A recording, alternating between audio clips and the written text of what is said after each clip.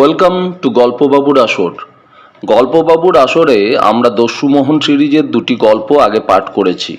গল্পগুলি হলো দস্যুমোহন ও কারাগারে মোহন। গল্পগুলির ভিউ খুব বেশি না হলেও যাঁরা ভিডিওগুলিতে ক্লিক করেছেন তাঁরা আরও দস্যুমোহন সিরিজের গল্প শুনতে চেয়েছেন, কিন্তু ভিউ কম হওয়ায় পরের গল্প আনতে সাহস করিনি। কিন্তু ভেবে দেখলাম যেসব শ্রোতা এই গল্পগুলি শুনতে চেয়ে আমাদের ছোট্ট চ্যানেল সাবস্ক্রাইব করেছেন তাদের প্রতি আমাদের দায়বদ্ধতা আছে। তাই আজ শুরু করছি কারাগারে মোহন পরবর্তী গল্প, মোহন ও রমা। বেশ কয়েকটি পর্ব ধরে গল্পগুলি এগিয়ে চলবে মোহন ও রমার বিয়ে পর্যন্ত। প্রতিটি পর্বই এক একটি স্বয়ংসম্পূর্ণ গল্প, তাই মাঝে মাঝে অন্য গল্পের সাথে এই গল্পগুলি চলতে থাকবে। আশা করি আপনাদের গল্পগুলি ভালো লাগবে। কেমন লাগলো কমেন্টসে জানাবেন। আপনাদের কমেন্টস আমাদের ভালো গল্প পাঠে অনুপ্রাণিত করে, তাই লাইকের সাথে সাথে কমেন্টস করে বাধিত করবেন। আসুন শুরু করি আজকের গল্প, মোহন ও রমা প্রথম পর্ব।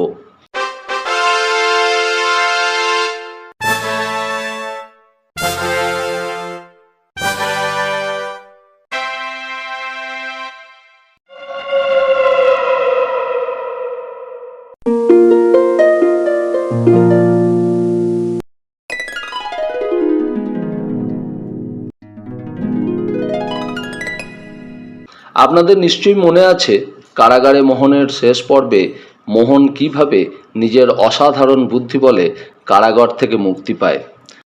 মাদ্রাজের কারাগার থেকে মুক্তি পেয়ে মোহন রমার সন্ধানে বের হয়ে পড়ে এবং রমার সন্ধানেই সে হাজির হয় বেনারস। এরপর বেনারস পৌঁছে হতাশ হলুম। দেখলুম আমি যার জন্য উন্মাদের মতো কলকাতা থেকে বেনারসে ছুটে এলুম, মাত্র কয়েক ঘন্টা পূর্বে সে তার এক আত্মীয়ের সঙ্গে এলাহাবাদে চলে গেছে। সুতরাং এক মিনিটও বেনারসে থাকবার আমার আর ইচ্ছা হলো না। আমার মোটর কার বেনারস থেকে এলাহাবাদে বুক করে দিলুম এবং স্নানাহার সেরে পরের ট্রেন ধরবার জন্য মোগলসরায়ে উপস্থিত হলুম। একখানা প্রথম শ্রেণীর টিকিট কেটে একটা প্রথম শ্রেণীর কক্ষে উপস্থিত হয়ে দেখলুম কামরা ৬-৭ জন গোড়া আরোহীতে ভর্তি রয়েছে। এমন ভিড়ে যাত্রা করতে ইচ্ছা হলো না। আমি অন্য কামরার অনুসন্ধানে গিয়ে দেখলুম একটি খালি কামরায় মাত্র একজন আধুনিকা মহিলা ভিতরে বসে আছেন, আর সম্ভবত তাঁর স্বামী তাকে বিদায় দিতে এসেছেন। প্ল্যাটফর্মে দাঁড়িয়ে কথা বলছেন। আমাকে প্রবেশ করতে দেখে মহিলাটি বিরক্তিপূর্ণ দৃষ্টিতে আমার দিকে একবার চেয়ে তাঁর স্বামীকে কিছু বললেন, কিন্তু তাঁর স্বামী আমাকে বিশেষভাবে লক্ষ্য করে বোধহয় তাকে এই বলে অভয় দিলেন যে উনি ভদ্রলোক, তোমার কোনো ভয়ের কারণ নেই। পর মুহূর্তে মহিলাটি আবার হাস্যমুখে স্বামীর সঙ্গে আলাপ করতে লাগলেন। মহিলাটির চক্ষুতে প্রথমে যে শঙ্কার ছায়া দেখেছিলাম আর তা দেখলুম না। তিনি কয়েকবার আমার দিকে বন্ধুর দৃষ্টিতে চেয়ে দেখলেন। মনে হলো তাঁর মনে এই ধারণা বদ্ধমূল হয়েছে যে আমি এমন একজন সুসভ্য ভদ্রলোক যার সঙ্গে ২-১ ঘন্টা যে কোনো মহিলা ট্রেনে ভ্রমণ করতে পারেন। কোনো কিছু ভয় করবার কারণই উদ্ভব হয় না। তার স্বামী সহসা অনুচ্চস্বরে বললেন, তাহলে আমি এখন আসি, আমার আবার আদালতের সময় হয়ে আসছে। মহিলাটি বললেন, তোমার আদালত বন্ধ হলেই সেই দিনই যেন এলাহাবাদে চলে আসবে। ১ মিনিটও দেরি আমি সইব না, কিন্তু তা বলে রাখছি। ভদ্রলোক নিম্নস্বরে হাস্যমুখে কি বললেন তা আমি শুনতে পেলাম না, কিন্তু মহিলাটির মুখ আরক্ত হয়ে উঠল। একবার অনিচ্ছুক দৃষ্টিপাতেই তা দেখতে পেলুম। একটু পরেই মহিলাটি পুনরায় বললেন, চিফ জাস্টিস স্যার ভেলমন্ট ছুটিতে গেলে তুমি তো তার জায়গায় অ্যাক্টিং করবে। ভদ্রলোকের মুখে গর্বের ভাব ফুটে উঠল। তিনি বললেন, শুনেছি গভর্নমেন্ট তাই ঠিক করেছেন, কিন্তু এখনো পর্যন্ত আদেশ পাইনি। মহিলাটি বললেন, আদেশ এলেই আমাকে তার করে জানাবে, বুঝেছ? তুমি যা ভোলা মানুষ, কি করে হাইকোর্টে যে জজিয়তি করো জানি নে বাবা। ভদ্রলোক অতিমাত্রায় ব্যস্ত হয়ে নিম্নস্বরে বললেন, চুপ চুপ, ওই ভদ্রলোক শুনলে কি ভাববেন বলো তো। আচ্ছা, তাহলে আমি আসি, খুব সাবধানে যেও কিন্তু। ভদ্রলোক স্ত্রীর দিকে বারবার চাইতে চাইতে চলে গেলেন। প্ল্যাটফর্মের অনতি দূরে দুজন পুলিশ কনস্টেবল দাঁড়িয়েছিল। তারাও ভদ্রলোকের সঙ্গে চলে গেল। ভদ্রলোক হাইকোর্টের একজন জজ। জজের স্ত্রী আধুনিকা, শিক্ষিতা তরুণী, একাকী প্রথম শ্রেণীতে এলাহাবাদে চলেছে। অবশ্য দিনমানের ভ্রমণ। তাহলেও কয়েক বছর পূর্বে এই বাঙালি মহিলারাই অসূর্য স্পর্শা হয়ে বাড়ির মধ্যে থেকেও লজ্জা নিবারণ করতে পবন ও তপনদেবের সঙ্গে অসহযোগ করতেন। আর এখন সে কথা থাক, এখন যা বলছি। অল্প কয়েক মুহূর্ত পর গার্ড বাঁশি বাজালো, মেল ট্রেন ছেড়ে দিল। এমন সময়ে রেলওয়ে কর্মচারীদের বাধা উপেক্ষা করে একজন ভদ্রলোক হাতে একটা ব্যাগ নিয়ে ছুটতে ছুটতে এসে আমাদের কামরায় লাফিয়ে উঠল। আমার সহযাত্রিনী মহিলা তাঁর জিনিসপত্র গুছিয়ে রাখছিলেন। এই অপ্রত্যাশিত ব্যাপারে আগন্তুকের মুখের দিকে চেয়ে একটা অস্ফুট ভয়ার্ত ধ্বনি করে সিটের ওপর বসে পড়লেন। আমি কাপুরুষ নই, দুর্বল নই, বরং বহু কিছুই। আমি স্বীকার করছি, শেষ মুহূর্তে এমন করে কোনো কামরায় কোনো লোক জোর করে প্রবেশ করলে মন আমার অতিমাত্রায় বিরক্ত হয়ে ওঠে। আমার মনে হয় এরূপ ব্যবহার অতিমাত্রায় রূঢ় ও অসভ্যতার পরিচায়ক। বিশেষ করে যেসব রেলের কামরায় মহিলারা ভ্রমণ করেন, সেসব কামরায় এমন করে প্রবেশ করার পিছনে প্রায়ই কোনো অব্যক্ত কারণ থাকে, এই আমার দৃঢ় ধারণা। আগন্তুকের চেহারা ও বেশভূষা প্রথম দৃষ্টিতে ভদ্র বলেই ধারণা হয়। একমাত্র এই কারণেই ভদ্রলোকের এরূপ অবস্থায় আগমনের মন্দ উদ্দেশ্য সম্বন্ধে আমার মনে কোনো রেখাপাতই করতে পারল না। মূল্যবান দামি ইউরোপিয়ান সাজে সজ্জিত ভদ্রলোকটির বেশভূষায় পরিপাট্য সহজেই দৃষ্টি আকর্ষণ করে। সুন্দর রঙিন টাই, উত্তম ছাঁটের কোট, এমনকি হাতার দস্তানাটি পর্যন্ত তাঁর আভিজাত্যের পরিচয় দিচ্ছিল। সে যে অশেষ শক্তিমান তা তার মুখ দেখে অনুমান করা শক্ত ছিল না। তার মুখ দেখে আমার বারবার মনে হচ্ছিল, এ মুখ আমি চিনি, এ মুখ নিশ্চয়ই আমি কোথাও দেখেছি, এ মুখ আমার পরিচিত। কিন্তু বহু চেষ্টা করেও আমি স্মরণ করতে পারলুম না যে কোথায় ও কিভাবে এই ভদ্রলোকের সঙ্গে আমার পরিচয় হয়েছিল। আমি বারবার আমার স্মৃতিভাণ্ডার তন্ন তন্ন করে অনুসন্ধান করে দেখলুম, কিন্তু সফল হলাম না। এমনও অনেক সময় অনেকের নিকট হয় যে কোনো লোকের ছবি বারবার সংবাদপত্রে দেখেও যখন সে লোককে সম্মুখে দেখে তার মনে হয় এই লোকের সঙ্গে তার পরিচয় আছে, পূর্বে তার সঙ্গে দেখা হয়েছে, কিন্তু কিছুতেই স্মরণ করতে পারে না। আমার বর্তমান ক্ষেত্রেও এই অবস্থার সঙ্গে মুখোমুখি পরিচয় হলেও আমি সম্পূর্ণরূপে ব্যর্থ হলুম। কিন্তু আমি মহিলাটির দিকে চেয়ে দেখলুম, তিনি তখনও শঙ্কিত দৃষ্টিতে লোকটার দিকে চেয়ে আছেন। তাঁর পার্সের থলিটা তার নিকটেই পড়েছিল। তিনি কম্পিত হস্তে ধীরে ধীরে সেটাকে হাতে তুলে নিলেন। তাঁর মুখ ভয়ে ফ্যাকাশে বর্ণ ধারণ করেছিল। তিনি কেন যে এই ভদ্রলোককে দেখে এতটা ভীত হয়ে পড়ছেন তার কারণ আমি বুঝতে পারলুম না। মহিলাটির সম্মুখ আসনে আগন্তুক বসেছিলেন। সহসা আমার সঙ্গে মহিলাটির দৃষ্টি মিলিত হলে আমি আর স্থির থাকতে পারলুম না। আমি তাঁর শঙ্কা দূর করার জন্য শান্ত কণ্ঠে বললুম, আপনি কি অসুস্থ? আপনি কি গরম বোধ করছেন? বলেন তো, আপনার পিছনের জানলাগুলো খুলে দেব? মহিলা কোনো জবাব দিলেন না, কিন্তু অতি সাবধানে ইঙ্গিত করে তিনি আগন্তুকের দিকে আমার দৃষ্টি আকর্ষণ করলেন। আমি তার মনের কথা বুঝতে পেরে মৃদু হাস্য করলুম। তাকে ইঙ্গিতে অভয় দিতে চেষ্টা করলুম। আমি তাকে ইঙ্গিতে বোঝালুম যে আমি যখন রয়েছি তখন তার ভয়ের কোনো কারণই নেই। তাছাড়া আগন্তুক ভদ্রলোক নীরবে চুপচাপ নিরীহভাবে বসে রয়েছে, সুতরাং ভয় পাবার কোনো সঙ্গত কারণই নেই। এমন সময় আগন্তুক আমাদের দিকে চাইল। আমাদের উভয়ের পর্যায়ক্রমে পা থেকে মাথা পর্যন্ত দৃষ্টি বুলিয়ে নিয়ে তার সিটের ওপর শয়ন করে চক্ষু মুদিত করল। সে আর দ্বিতীয়বার আমাদের দিকে চেয়ে দেখল না। কিছুক্ষণ নীরবে থেকে মহিলাটি তার সমস্ত শক্তি একত্রিত করে অস্পষ্ট স্বরে বললেন, আপনি জানেন তো সে আমাদের সঙ্গে এক গাড়িতেই যাচ্ছে? আমি জিজ্ঞাসা করলুম, কে যাচ্ছে? মহিলাটি সবিস্ময়ে বললেন, কেন, সে নিজে যাচ্ছে, স্বয়ং চলেছে, এ আমি নিশ্চয় করে বলছি। আমি বিস্মিত হয়ে বললুম, আপনি কার কথা বলছেন? মহিলাটি বিস্ময়ে অধীর হয়ে অতি চাপা স্বরে বললেন, মোহন, মোহন, দস্যু মোহন। মহিলাটি আগন্তুকের মুদ্রিত চক্ষু মুখের দিকে অপলক দৃষ্টিতে চেয়ে ওই ভয়োৎপাদনকারী ভয়ানক নামটি কম্পিত কণ্ঠে উচ্চারণ করলেন। আগন্তুকই যে দস্যু মোহন এই সম্বন্ধে তার কোনো দ্বিধা বা দ্বিমত ছিল না। সহসা আগন্তুক ভদ্রলোকটি তার মাথার টুপি নিয়ে আপন মুখের ওপর চাপা দিল। সে আপন উদ্বেগ চাপা দেবার জন্য না নিদ্রা দেবার জন্য রূপ করলো তা বুঝতে পারলাম না। আমি মহিলাটির কথায় প্রতিবাদ করে বললুম, দস্যু মোহনকে তার অনুপস্থিতিতেই মাদ্রাজের জজেরা গত সপ্তাহে অভিযুক্ত করেছেন। তাছাড়া সংবাদপত্রে আজ দেখলুম যে মোহন বিশ্রাম লাভের জন্য কাশ্মীর গিয়েছে। সুতরাং মাদ্রাজের জেল থেকে মাত্র সেদিন পালিয়ে এসে সে যে এরই মধ্যে সাধারণে নিজেকে জাহির করবে, এই কথায় আমার শ্রদ্ধা আসে না। মহিলাটি আমার কথার প্রতিবাদ করে বললেন, না না, আমি জানি মোহন এই ট্রেনেই যাচ্ছে।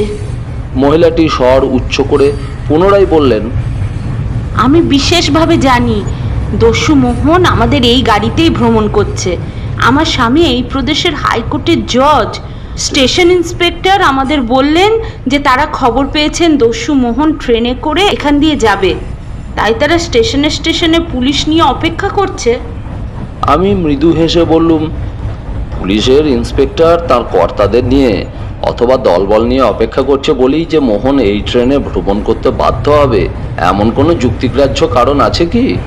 মহিলাটি একবার মুদিত চক্ষু আগন্তুকের মুখের দিকে ভয়ার্থ দৃষ্টিতে চেয়ে চাপা স্বরে বললেন, মোহনকে টিকিট ঘরের কেরানি এলাহাবাদের টিকিট কাটতে দেখেছিল, কিন্তু যেমনি সে বাইরে এসে পুলিশকে খবর দিতে গেছে অমনি মোহন সরে পড়েছে। আমি হাসতে হাসতে বললুম, একটা সুবর্ণ সুযোগ হারিয়েছে দেখছি। এমনভাবে তাকে দেখে এবং চিনতে পেরেও ধরতে পারলে না, সেই জন্য আমার দুঃখ হচ্ছে। মহিলাটি বললেন, কেরানি বাইরে গিয়ে টিকিট কালেক্টরকে বলে, টিকিট কালেক্টর পুলিশকে খবর দেয়, কিন্তু তারা চারিদিকে অনুসন্ধান করেও মোহনকে দেখতে পায়নি। তারা বললেন খুব সম্ভবত মোহন এলাহাবাদ এক্সপ্রেস ট্রেন আমাদের পরেই যেটা আসবে তাতে করে এলাহাবাদে যাবে। আমার স্বামী জজ, তিনি বললেন এবার আর মোহনের পরিত্রাণ নেই। আমি ঔৎসুক্য প্রকাশ করে জিজ্ঞাসা করলুম, এই কেন বলুন তো? কেন? মহিলাটি যেন আকাশ থেকে পড়লেন, বললেন, কেন আবার কি? মোহনকে ধরবার জন্য কি কম চেষ্টা চলছে? পুলিশ এরই মধ্যে এলাহাবাদ আর সব স্টেশনে মোহনের ওপর নজর রাখবার আদেশ দিয়ে টেলিগ্রাফ করেছে। এবার সে যাবে কোথায়? মহিলাটি মুদিত চোখে আগন্তুকের দিকে হিংস্র দৃষ্টিতে চাইলেন। আমি বললুম, তাহলে এলাহাবাদ অবধি বা অপেক্ষা করতে হবে কেন? 10 মিনিট পরেই যখন এক্সপ্রেস আসছে তখন মোগলসরায়ে সে এতক্ষণ হয়তো ধরা পড়ে গেছে। মহিলাটি আমার কথায় সায় না দিয়ে বললেন, কিন্তু ধরুন যদি শেষ মুহূর্তে মোহন মত পরিবর্তন করে আমাদের ট্রেনে লাফিয়ে উঠে থাকে এবং আমাদের... মহিলাটি এখানে গলার স্বর নিচু করে বললেন, এবং আমাদের কামরাতেই উঠে থাকে? আর নিশ্চয়ই সে উঠেছে। মহিলাটি পুনরায় আগন্তুকের দিকে অর্থপূর্ণ দৃষ্টিতে চাইলেন। আমি হাসতে হাসতে বললুম, তাহলে মোহনকে তারা এখানে ধরবে। তাছাড়া রেলওয়ে পুলিশ ও কর্মচারীদের দৃষ্টি এড়িয়ে মোহন যে আমাদের গাড়িতে উঠতে সক্ষম হবে সেই বিশ্বাস আমি আদৌ করি না। যখন মেল এলাহাবাদে পৌঁছাবে তখন পুলিশ নিশ্চয়ই তাকে ধরতে সক্ষম হবে। মহিলাটি অবজ্ঞাসূচক একটা ধ্বনি করে বললেন, তাকে পুলিশ ধরবে? কখনো না, আপনি দেখবেন সে নিশ্চয়ই যেমন করে হোক পালিয়ে যাবেই যাবে। যে লোক মাদ্রাজের মতো সুরক্ষিত জেল থেকে দম্ভপূর্ণ ঘোষণা করে পুলিশকে তোফা ফাঁকি দিয়ে হাসতে হাসতে চলে যেতে পারে, তাকে ধরবে এই দেশের পুলিশ? আপনি পাগল হলেন দেখছি। মহিলাটির মুখে এই প্রথম মৃদু হাসি খেলে গেল। আমি হাসতে হাসতে বললুম, আপনার কথাই যদি সত্যি হয় তবে আমি ইচ্ছা করছি যেন মোহনের যাত্রা নিরাপদ হয়। মহিলাটি বিস্ফারিত দৃষ্টিতে চেয়ে বললেন, কিন্তু ভেবে দেখুন এই সময়ের মধ্যে সে কত কি অনিষ্ট আমাদের করতে পারে। আমি বিস্মিত হয়ে বললুম, কি অনিষ্ট সে করবে? মহিলাটি বললেন, তা আমি কি করে বলবো, কিন্তু মোহনের সর্বপ্রকার কুকর্মের জন্য সবারই প্রস্তুত থাকা উচিত নয় কি? মহিলাটি যে অত্যন্ত উত্তেজিত হয়েছিলেন তা তাঁর প্রতি কথায় প্রকাশ পাচ্ছিল। কিন্তু সত্যি কথা বলতে কি, আমরা তখন যে পরিস্থিতির মধ্যে পড়েছিলুম তাতে তেমন মনোভাব ব্যতীত অন্য কিছু একজন মহিলার নিকট প্রত্যাশা করাই যায় না। আমি তাকে সান্ত্বনা দেওয়ার জন্য বললুম, অনেক সময় যে অসম্ভব সম্ভব হয় তা আমি জানি, কিন্তু আপনি এই ভেবে ক্ষান্ত হন যে দস্যুমোহন এই ট্রেনে ভ্রমণ করছে এ কথা যদি সত্যি হয়, তাহলে সে যে প্রথমে নিজেকে রক্ষা না করে অন্য কারো কিছু অনিষ্ট করবে এ আমার বিশ্বাস হয় না। কারণ সে যদি বুঝতে পেরে থাকে তাকে ধরবার জন্য মোগলসরাই থেকে এলাহাবাদ পর্যন্ত প্রত্যেক স্টেশনে পুলিশ অপেক্ষা করছে, তখন সে নিজেকে গোপন রাখবার জন্যই বিশেষ চেষ্টা করবে, কাউকে লুণ্ঠন করে তার নিরাপত্তার ব্যাঘাত জন্মাবে না। সুতরাং আপনি নিশ্চিন্ত মনে বসে থাকুন। কিন্তু আমার সান্ত্বনা বাক্যে মহিলাটি শান্ত হলেন না। যা হোক, তিনি আর বেশি কথা না বলে নীরব হলেন, খুব সম্ভবত এই ভেবে যে পাছে আমি তাকে বাচাল বলি বা কষ্টকর সহযাত্রী ভাবি। তিনি নীরবে বাইরের দিকে চেয়ে বসে রইলেন। আমি সংবাদপত্রে মনোনিবেশ করলুম। সেদিনের কাগজে দস্যুমোহনের বিচারের প্রহসন কাহিনী সবিস্তারে ছাপা হয়েছে, কিন্তু সব খবরই পুরাতন কথা, ইতিপূর্বে কাগজে আলোচিত হয়েছিল। সেই জন্য বিচারের বিস্তারিত কাহিনী আমার মনোযোগ আকর্ষণ করল না। গত রাত্রে আমার সুনিদ্রা হয়নি। আমার চোখ ঘুমে আচ্ছন্ন হয়ে এলো। মেল তখন উল্কা বেগে ছুটে চলেছে। আমার চক্ষুর পাতা ভারী হয়ে মাথা দুলে দুলে পড়তে লাগলো। সহসা মহিলাটি ভয়ার্ত স্বরে বললেন, সর্বনাশ, আপনি ঘুমোবেন নাকি? মহিলাটি আমার হাত থেকে সংবাদপত্রটি কেড়ে নিলেন এবং আমার দিকে শঙ্কিত তীব্র দৃষ্টিতে চেয়ে রইলেন। আমি বললুম, নিশ্চয়ই না, এই ঘুমোবার আমার কোনো ইচ্ছে নেই, আপনি ভয় পাবেন না। মহিলাটি বললেন, আপনার পক্ষে ঘুমোনো দুঃসাহসের কাজ হবে, মনে রাখুন। অত্যন্ত দুঃসাহসের কাজ হবে, আমি বিনা দ্বিধায় স্বীকার করলুম। কিন্তু সব বুঝি বৃথা হয়। ঘুমকে তাড়াবার জন্য আমি বিস্ফারিত দৃষ্টিতে মেলের গতির সঙ্গে মিলিয়ে যাওয়া নানা রকমের প্রাকৃতিক দৃশ্যের দিকে চেয়ে চেয়ে না ঘুমোবার চেষ্টা করলুম।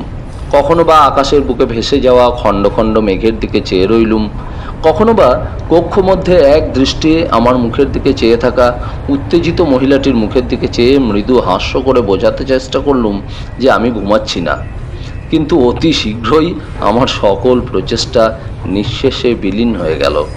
আমার চোখের ওপর দেখতে দেখতে প্রাকৃতিক দৃশ্য, আকাশ, মেঘ, উত্তেজিত মহিলা, এমনকি মুদিত চক্ষু অথবা নিদ্রিত আগন্তুকের টুপি ঢাকা মুখটি পর্যন্ত কোথায় যে অন্তর্হিত হয়ে গেল বুঝতেই পারলুম না। আমি গভীর নিদ্রায় আচ্ছন্ন হয়ে পড়লুম। স্বপ্নে দেখলুম দস্যুমোহন আমার সামনে দাঁড়িয়ে রয়েছে। সেই যে মোহন তা বড় বড় অক্ষরে তার বুকের ওপর লেখা হয়েছে। আরও দেখলুম রাশি রাশি মনোমুক্তপূর্ণ থলির পর থলি তার সর্বাঙ্গে ঝুলছে। সে দেখতে দেখতে ওপরে উঠতে লাগলো। উঠতে উঠতে একেবারে স্বর্গের দ্বার দেশে উপস্থিত হলো এবং সেখান থেকে মণিমুক্তপূর্ণ থলির মুখগুলো খুলে দিতেই জলস্রোতের মতো মণিমুক্ত ভারতের দরিদ্র গ্রামগুলির ওপর সবেগেই ঝরে পড়তে লাগলো। দেখতে দেখতে মোহনের এই ছবি আমার চক্ষুর সম্মুখ থেকে অন্তর্হিত হয়ে গেল। পরিবর্তে দেখলুম মোহন ধীরে ধীরে স্বর্গদ্বার থেকে নেমে এসে আমার সম্মুখে দাঁড়ালো। ধীরে ধীরে আমার দিকে সে এগিয়ে আসতে লাগলো। সে ক্রমশ বড় হতে লাগলো, ক্রমে এক বৃহৎ আকৃতির দানবে পরিণত হলো এবং সহসা সে আমার বক্ষের ওপর সবেগে লাফিয়ে পড়ল। বক্ষের উপর একটা তীব্র বেদনা অনুভূত হলো, একটা সুতীব্র নারী কণ্ঠের আর্তধ্বনি। তারপরই আমি জাগরিত হয়ে উঠলুম। দেখলুম আমার আগন্তুক সহযাত্রী আমার বক্ষের উপর একটা হাঁটু কেড়ে বসে দু হাতে আমার কণ্ঠ চেপে ধরেছে। আমি খুব অস্পষ্ট দৃষ্টিতে এসব দেখলুম, কারণ আমার দুটো চক্ষুতেই রক্ত জমে উঠেছে। আরও দেখলুম মহিলাটি কামরার এক কোণে দাঁড়িয়ে ভয়ার্ত দৃষ্টিতে চেয়ে হাতে হাত ঘর্ষণ করছে। আমার ভয় হলো তিনি এখনই বুঝি মূর্ছা যাবেন। আমি বিন্দুমাত্রও বাধা দেবার চেষ্টা করলুম না, কারণ দস্যু আমাকে এমন বেকায়দায় ফেলে ধরেছিল যে আমার ইচ্ছে থাকলেও শক্তি ছিল না। আমার বক্ষ যাতনার তীব্র পেশনে পীড়িত হচ্ছিল, আমার গলায় ঘর ঘর শব্দ হচ্ছিল। আমার দৃঢ় বিশ্বাস হলো মাত্র আর 1 মিনিট, তারপরই আমার সব শেষ হয়ে যাবে। আগন্তুক লোকটি বোধহয় তা বুঝতে পারল, কারণ তখনই সে তার পেশন কিছু কমিয়ে দিল এবং আমাকে একেবারে ছেড়ে না দিয়ে পকেট থেকে একটা শক্ত দড়ি বার করে মুহূর্ত মধ্যে আমার 2 হাত পিছমোড়া করে বেঁধে ফেললে। আমার পা বাঁধলে, আমার সর্বাঙ্গে দড়ি দিয়ে জড়িয়ে শক্ত গেরো দিয়ে আমাকে সম্পূর্ণ অসহায়ভাবে ফেলে রাখলে। আমি বিস্মিত হলুম দেখে যে লোকটা এই কাজ এমন সহজে এবং অবলীলাক্রমে সাধন করলো যে তাকে একজন পাকা ব্যবসায়ী বলেই ধারণা জন্মায়। এরকমভাবে একজনকে আক্রমণ করা এবং চক্ষুর নিমেষে তাকে এমন সুন্দরভাবে বেঁধে অসহায় করা একমাত্র দস্যুরাজদের পক্ষেই সম্ভব। সাধারণ চোরের সে কাজ নয়, তা আমি ভালোভাবেই বুঝতে পারলাম। আক্রমণকারী দস্যু একটা কথা পর্যন্ত বলল না, শান্ত ধীর স্থিরভাবে আমাকে সিটের সঙ্গে মরার মতো বেঁধে ফেললে। আর আমি, ভারতের ধনীর পুলিশের নিদ্রা হরণকারী ভয়াবহ দস্যু মোহন, একজন অন্য দস্যু দ্বারা এমনভাবে পরাজিত হয়ে নিশ্চেষ্ট অবস্থায় বসে থাকতে বাধ্য হলুম। সত্যিই এমন ঘটনা হাস্যজনক, কিন্তু অবস্থার গুরুত্ব অনুভব করেও সত্য বলতে কি এই দুর্বিপাকটুকু আমি উপভোগ করলুম, কারণ অদৃষ্টের পরিহাস যে এতখানি নিদারুণ হতে পারে তা আমার ধারণা ছিল না। দস্যু মোহন একটা অতি সাধারণ শিক্ষানবিশ চোরের হাতে এমন সহজে আয়ত্ত হলো, এর চেয়ে নিষ্ঠুর ভবিতব্য আর কি হতে পারে। দস্যু আমার পকেট বুক ও মানি ব্যাগ বের করে নিল। দস্যু মোহনের ওপর প্রকৃতি আজ প্রতিশোধ গ্রহণ করলেন। যে মোহন অন্যের পকেট ভার কত শতবার লাঘব করেছে, সেই মোহনের পকেট ভার অন্য দস্যু আজ লাঘব করলে। এই কথা ভেবে আমার মুখে চকিতে মৃদু হাসি খেলে গেল। এর অপেক্ষা বিস্ময়কর ঘটনা আমার জীবনে আর কোনোদিন ঘটেনি। আমাকে লুণ্ঠন করে দস্যু মহিলাটির দিকে চাইল। দেখল মহিলাটির পার্স সিটের ওপর পড়ে রয়েছে। সে খুশি মনে পার্সটা তুলে নিয়ে খুলে ফেললে এবং ভেতর থেকে মুক্তোর হার একটা, কয়েক গাছা সোনার চুড়ি, একজোড়া ব্রেসলেট, একজোড়া হীরের দুল ও কিছু টাকা বার করে দেখল এবং তারপর পকেটে ভরল। মহিলাটির দিকে দস্যু পুনরায় চাইতেই তিনি তাঁর হাতের আংটি দুটি কাঁপতে কাঁপতে খুলে ফেলে দস্যুর দিকে ছুঁড়ে দিলেন এবং সহসা মূর্ছিত হয়ে মেঝের ওপর পড়ে গেলেন। দস্যু আংটি দুটি প্রসন্ন মনে কুড়িয়ে নিল এবং মহিলার দিকে আর না চেয়ে তাঁর মূর্ছায় কিছুমাত্র ভ্রুক্ষেপ না করে পকেট থেকে সিগারেট ও দেশলাই বার করে একটা সিগারেট ধরিয়ে খুশি মনে ধূমপানে রত হলো এবং কত টাকা সর্বসাকুল্যে তার হস্তগত হলো প্রত্যেকটি জিনিস পুনরায় পরীক্ষা করে একটা কাগজে হিসাব করতে ব্যস্ত হয়ে উঠল। কিন্তু আমার মন অত্যন্ত দমে গেল। আমার পকেটে যে 10,000 টাকার নোট ছিল তার জন্য নয়, আমার পকেট বুকে যেসব দামি তথ্য ছিল সেই পকেট বুক দস্যুর কবলে যাওয়ায় সকল শক্তি নিমেষে অন্তর্হিত হয়ে গেল। কিন্তু যদিও আমার মনে দৃঢ় বিশ্বাস ছিল যে অল্প সময় পর ওই টাকা এবং পকেট বুক আমি পুনরুদ্ধার করতে সক্ষম হব, তবুও এই ভেবে অশান্তি হলো পাছে দস্যু পকেট বুকে লিখিত নানা পত্রের অনুলিপি আর অসংখ্য ঠিকানা পাঠ করে পূর্ব থেকে আমার সকল গুপ্ত তথ্য অবগত হয়ে পড়ে। আমার মন আরও এই চিন্তায় পূর্ণ হলো যে এরপর দস্যু কি করবে বা কোন পথ অবলম্বন করবে। সবার উপর দস্যু মোহনকে যখন মোগলসরাইয়ের রেলওয়ে কর্মচারী চিনতে পেরেছে, তখন নিশ্চয়ই মোহন তাড়াতাড়ি এক্সপ্রেস ট্রেন ছেড়ে মেলে উঠেছে সে বিষয়ে তাদের কোনো সন্দেহ থাকতে পারে না। এলাহাবাদের পুলিশ কমিশনার স্টেশনে আমাদের জন্য যে সাদরে প্রতীক্ষা করছেন সে বিষয়ে আমার বিন্দুমাত্রও সন্দেহ ছিল না। তিনি যে বৃহৎ পুলিশ বাহিনী নিয়ে ইতিমধ্যে এলাহাবাদ স্টেশনে হাজির হয়েছেন এবং মেল সেখানে উপস্থিত হলেই তিনি পুঙ্খানুপুঙ্খ রূপে ট্রেনের প্রত্যেকটি আরোহীকে পরীক্ষা করে তবে নিষ্কৃতি দেবেন, এ বিষয়েও আমার কোনো সন্দেহ ছিল না। এইসব ব্যাপার আমি পূর্ব হইতেই স্পষ্ট ধারণা করে নিলেও আমার মনে কোনো উত্তেজনা হলো না, কারণ ইতিপূর্বেই আমি যে একজন ডেপুটি ম্যাজিস্ট্রেট এমন এক আইডেন্টিফিকেশন কার্ড সংগ্রহ করে রেখেছিলাম। সেই কার্ড পুলিশকে দেখালে তারা কিছুতেই সন্দেহ করতে পারবে না যে আমি বাংলাদেশের একজন ম্যাজিস্ট্রেট নই। কিন্তু বর্তমানে ঘটনার গতি যেভাবে পরিবর্তিত হয়েছে তাতে আমার মনে বিশেষ ভরসা আর রইল না। আমি এখন স্বাধীন নই, সুতরাং আমি ইচ্ছা করলে অন্য পথ আর অবলম্বন করতে পারি না। দস্যু আমাকে এমন সুকৌশলে বেঁধেছে যে নড়াচড়া করার মতো শক্তিও আমার রাখেনি। আমি যখন ভাবলুম এলাহাবাদের পুলিশ কমিশনার দেখবে যে দস্যু মোহনের জন্য তিনি আকুল হয়ে ছুটে এসেছেন, সেই মোহন হাত পা বাঁধা অবস্থায় নিরীহ মেষ শাবকের মতো তাঁরই জন্য একটি কামরার মধ্যে পড়ে আছে, তখন তার মুখে যে আনন্দ দীপ্তি খেলে যাবে মানুষ নয়নে, তা দেখে আমার মুখ হাসিতে ভরে গেল। আরও ভাবলুম আমি যেন মোগলসরাই থেকে একটা পার্সেলের মতো অবস্থায় বুক হয়ে যাচ্ছি এবং কমিশনার সাহেবের খোশ মেজাজে ডেলিভারি নেবার অপেক্ষায় নিশ্চিন্ত মনে সময় কাটাচ্ছি। কিন্তু এই বিরক্তিকর সম্ভাবনা থেকে মুক্ত হবার জন্য আমি যে আর কি করতে পারি তাও ভেবে পেলুম না। যদিও পেতাম, তাহলেও কোনো উপায়ই ছিল না, এমন শক্ত বন্ধনে আবদ্ধ আমি। মেল এলাহাবাদ অভিমুখে দ্রুত গতিতে ছুটে চলছিল। মাঝখানে কোথাও থামবে না, একেবারে এলাহাবাদে গিয়ে মেল দাঁড়াবে। আমি অন্য সমস্যাতেও অভিভূত হয়ে পড়লাম। আমি ভেবে পেলাম না আমার সহযাত্রী দস্যু বন্ধুটির উদ্দেশ্য কী। সেই যে নিশ্চিন্ত মনে বসে ধূমপান করছে, তাতে আদৌ মনে হয় না যে সে এতটুকু উদ্বিগ্ন বা ভীত হয়েছে।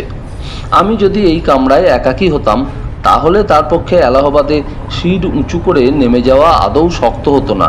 কিন্তু মহিলাটি রয়েছেন, তবে যদিও তিনি মূর্ছা ভঙ্গে নীরবে নত মুখে এখন বসে রয়েছেন, তাহলেও যে মুহূর্তে দস্যু দ্বার খুলে নামবার চেষ্টা করবে, সেই মুহূর্তে তিনি যে গগনভেদী চিৎকার করে পুলিশ ডাকবেন, সে বিষয়ে আমার কোনো সন্দেহই ছিল না। আর একমাত্র এই কারণেই দস্যু নিশ্চিন্ত নীরবতা আমার বিস্ময় উৎপাদন করছিল। আমি ভেবে পেলাম না কেন দস্যু মহিলাটিকে আমার মতো বদ্ধ অবস্থায় ফেলে রাখছে না। তাহলে তার পলায়নের পথ নিরাপদ হতো এবং এই দ্বীপ্রহরের রোম্যান্স অন্তরে অন্তরে পূর্ণভাবে অনুভব ও উপভোগ দুই করতে সক্ষম হতো।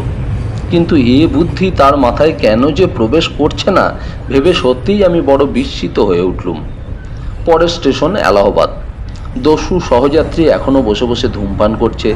তার দৃষ্টি বাইরের দিকে নিবদ্ধ। বাইরে অবিশ্রান্ত বরষধারা ঝরঝর করে ঝরে পড়ছিল। সহসা দস্যু আমার টাইম টেবিলটা নিয়ে ট্রেনের সময় পড়তে লাগলো। মহিলাটির খুব সম্ভবত বারবার মূর্ছিত হয়ে অথবা মূর্ছার ভান করে সময় কাটাবার ইচ্ছা ছিল, কিন্তু লোকটার সিগারেটের ধোঁয়ার কাশি থেকে অব্যাহতি না পাওয়ায় তাকে নীরবে অতি নিরীহ ও শান্তশিষ্টভাবে বসে সময় কাটাতে হচ্ছিল। আমি অত্যন্ত শারীরিক যাতনার মধ্যে বসে মনে মনে নানা প্ল্যান ভাবছিলুম এবং চিন্তা করছিলুম। এমন সময় মেল প্রয়াগ স্টেশন অতিক্রম করলো এবং উন্মাদ গতিতে পরবর্তী এলাহাবাদ স্টেশন অভিমুখে ছুটতে লাগলো। সেই মুহূর্তে লোকটা উঠে দাঁড়ালো এবং আমাদের দিকে অগ্রসর হতেই মহিলাটি প্রাণঘাতী চিৎকার করে সত্যি সত্যি আবার মূর্ছিত হয়ে পড়লেন। লোকটার উদ্দেশ্য কি, আমি সবিস্ময়ে তার দিকে চাইলুম। সে একটা জানলা তুলে মুখ বাড়িয়ে দেখল, তখনও মুষলধারে বৃষ্টি পড়ছে। তার মুখে বিরক্তির চিহ্ন ফুটে উঠল। তার কাছে ছাতা কিংবা ওয়াটারপ্রুফ কিছুই ছিল না। সে মহিলাটির ছাতা র্যাক থেকে তুলে নিল এবং আমার ওভারকোটটা গায়ে চড়িয়ে দিল। তারপর সে পায়ের প্যান্টলুন একটু ওপর দিকে টেনে তুলে গাড়ির দরজা খুলে এক পা সিঁড়ির ওপর নামিয়ে দাঁড়ালো। যে বেগে মেল ছুটছে, এই অবস্থায় কেউ যদি ট্রেন থেকে লাফিয়ে পড়ে তবে তার মৃত্যু অবধারিত। এমন কোনো শক্তিমান পুরুষ নেই যিনি এমন তীব্র গতিতে লাফিয়ে পড়তে পারেন। লোকটা কি উন্মাদ নাকি? সে যে জীবন মৃত্যুকে আলিঙ্গন করতে চলেছে। সত্য কথা বলতে কি, আমার এবার ইচ্ছা হলো তাকে বাধা দিতে। তাকে নিশ্চিত মৃত্যু থেকে রক্ষা করবার আমি আর কোনো পথই মুক্ত দেখলুম না। লোকটা আর এক ধাপ নেমে দাঁড়ালো। ট্রেন উল্কা বেগে উন্মাদ গতিতে ছুটছে। লোকটা একবার আমাদের দিকে ফিরে তাকালো। সে যেখানে বসেছিল সেদিকে একবার চাইলো, উদ্দেশ্য দেখা যে কিছু ফেলে যাচ্ছে কিনা। আমি ভাবলাম যে লোক জমালয়ের দিকে চলেছে সেও দেখছে সে কিছু ফেলে গেল কিনা। কিন্তু আমার বিস্ময় বৃদ্ধি হলো। সহসা ট্রেনের গতি কমে গেল। গতি কমতে কমতে অতি ধীর গতিতে উপস্থিত হলো, যেন দস্যুটার সঙ্গে মেলের ড্রাইভার ষড়যন্ত্র করেছে। ট্রেনের গতি অস্বাভাবিক রূপে কমে যাওয়ায় লোকটা ঝুপ করে নিচে লাফিয়ে পড়ল ও দ্রুত বেগে বিপরীত মুখে অদৃশ্য হয়ে গেল। যাবার পূর্বে দ্বার বন্ধ করে দিয়ে গেল। আমি জানলা দিয়ে অতি কষ্টে মুখ বাড়িয়ে দেখলুম ট্রেনের লাইন রিপেয়ার হচ্ছে, সেই কারণে প্রত্যেক ট্রেনের গতি এখানে কমাতে হয়। লোকটা নিশ্চয়ই তা পূর্ব থেকে জানতো, তাই সে এমন নিশ্চিন্ত মনে সিগারেট টানতে সক্ষম হয়েছিল। ট্রেনের গতি পুনরায় ধীরে ধীরে বর্ধিত হতে লাগলো। আমি মহিলাটির দিকে চেয়ে দেখলুম তার মূর্ছাও দূর হয়েছে। তিনি বিস্মিত মুখে আমার দিকে চেয়ে রয়েছেন। আমার দৃষ্টির সঙ্গে তার দৃষ্টি মিলতেই তিনি চিৎকার করে বিলাপ করতে লাগলেন। তার প্রধানতম দুঃখ এই যে তার শখের গহনাগুলি দস্যু অপহরণ করে নিয়েছে। তিনি বিলাপ করতে করতে আমার মুখের দিকে চেয়ে বোধহয় আমার অবস্থা বুঝতে পারলেন এবং উঠে এসে আমার মুখের ভেতর থেকে রুমালটা টেনে বার করে আমার নিঃশ্বাস প্রশ্বাসের কাজ সহজ করে দিলেন। তিনি আমার বন্ধন মুক্ত করতে চেষ্টা করতে আমি তাকে নিষেধ করে বললুম, না না, এমন কাজও করবেন না। পুলিশকে আমি দেখাতে চাই স্কাউন্ড্রেল আমাকে কি অবস্থায় বেঁধে রেখে লুণ্ঠন করতে সক্ষম হয়েছে। মেয়েটি এইবার বললেন, এমার্জেন্সি চেন ধরে টানবো নাকি? আমার এত দুঃখেও হাসি পেল। আমি বললাম, সামান্য দেরি করে ফেলেছেন। যখন আমাকে দস্যু আক্রমণ করছিল সেই সময়ে আপনি যদি শিকল ধরে টানতেন তাহলে এতখানি বিপদ আপনারও ঘটতো না আর আমারও না। মহিলাটি আড়ষ্ট হয়ে বললেন, ওরে বাপরে, তাহলে তো সে আমাকে খুন করে ফেলতো। মশাই, আমি কি আপনাকে পূর্বেই সাবধান করিনি যে দস্যু মোহন এই গাড়িতেই ভ্রমণ করছে? আমি তাকে দেখেই চিনেছিলাম, কারণ তার ছবি আমি এত অসংখ্যবার সংবাদপত্রে দেখেছি যে ভুল হবার জো ছিল না। দেখুন অদৃষ্ট, আমি তাকে চিনলুম আর সে কিনা আমারই গহনাপত্র নিয়ে চম্পট দিল।